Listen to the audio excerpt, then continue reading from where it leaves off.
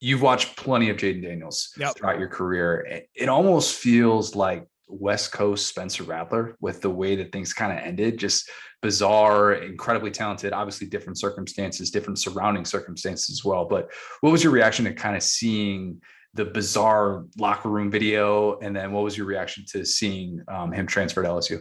So the locker room video was taken a little bit out of context. They were, I know how it looked and how it sounded, but the equipment guys had been in the locker earlier, cleaning some of this stuff out, and there was some stuff left over that hadn't been opened yet. So I think some of the guys were just trying to get some of the gear, from what I've been told. I don't think I don't think it looked, I don't think they were moving him out and saying, hey, get the hell out of here. We don't want you here anymore. So I think that video was taken a little bit out of context. But in terms of Jayden leaving, I was really surprised. I thought, he had done that whole movie trailer like video to announce that he was staying. He and Herm were always had a good relationship. Herm put a lot of trust in him, and that's just kind of the way it is in college football now.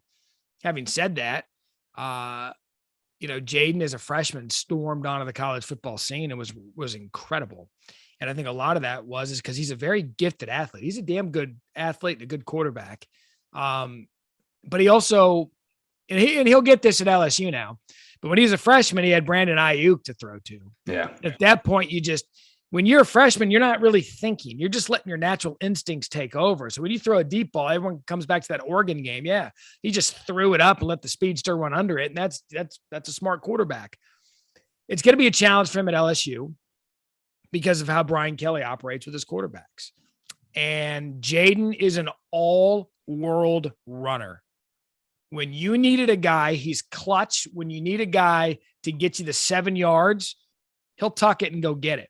That's the problem, is he knows that he can tuck it and go get it and move the chains with his feet. The most interesting thing to me at LSU is he going to understand what Brian Kelly is trying to do. Hang on, we had a mic issue again, I think.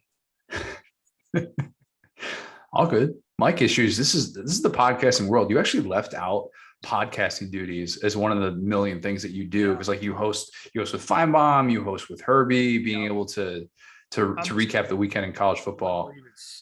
Can you hear me fine here? Yeah, you're good. Okay. Yeah. So one of the things that'll be interesting to see if Jayden can do, can he execute the offense the way Brian Kelly likes it? Can he take 3 steps, plant the back foot, read 1 covered, read 2 covered? Can he check it down? Can he make the right first read and hit the guy over the middle? Those are things that remain to be seen, because anybody who watched Arizona State football, may not have been a lot of people, you didn't really see the progression with Jayden. He was a star as a freshman. He did some good things as a sophomore. There was the pandemic year that came down. And then last year, he just kind of, he never found it. And I think that's what was puzzling a lot of people at Arizona State. If he's coached up and he grasps what it is Brian Kelly's going to do, LSU got a hell of a quarterback. I mean, they really did. But I just don't know that I saw enough with him succeeding against Pac-12 defenses to make me believe that he can now go to the SEC West, which is the toughest division in all of sports, and play at a high level. There's a chance I'm wrong, Connor, but it's going to be difficult. But LSU got themselves someone who could be a weapon. Counterpoint, he's got like 3 guys on his team that could be Brandon Ayuk, like Kayshon Boutte might be like one of the 2 or 3 best receivers in college football. They got Besh, like they got Brian Thomas. They are loaded, man. Like, you talk about better surroundings and whether or not a kid can thrive, and if that's what makes the difference. Do you kind of see that as the key difference for him, and what could kind of take him to that next level? Or do you think he's going to be one of those guys who maybe could struggle with a transition in camp, and maybe we're talking about Miles Brennan being the starter instead of him? Look, Miles Brennan's been there. Miles Brennan knows Baton Rouge. He knows LSU. He knows the culture.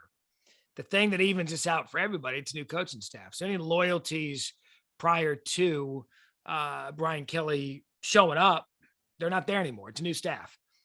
We'll see how Jayden responds to competition. He never had to compete at ASU. He beat out Joey Yellen when he was a freshman. They both came in as 4 stars. He beat him out a little bit in camp. I think he was always going to be Herm's guy. So he never had to compete to keep the job? We'll find out. The best way to find out about someone is when they compete. So if he goes into camp, Miles Brennan's there, spring ball, and they've got to figure out who he is as a player, you're going to know right away. And again, when this kid's clicking, I mean, it's incredible. It's absolutely incredible. I want to see it again. I really want to see peak Jayden Daniels because I think he's a special player. Just, I don't know. I mean, he's from California. He's going down to the South. We'll see how it all works out. But man, if it clicks, look out.